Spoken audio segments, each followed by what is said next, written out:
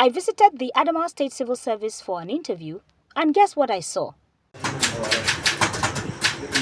A man typing away on a typewriter. Yes, an actual typewriter in this day and age. I was both amazed and excited.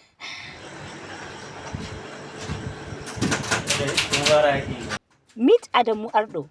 He served as a typist for 35 years, retired, and was immediately retained because of his exceptional contributions to the commission. He's been typing for 45 years now and still finds joy and fulfillment in his work. 3rd March 1980, I was employed as a typist. Then I was there on 3rd March 2015, I was retired. And from then, April 1st, I was retained again. So from then up to that, I was here. So I have no problem with anybody. And I have been assisting my brothers, sisters, and I have no any problem with anybody.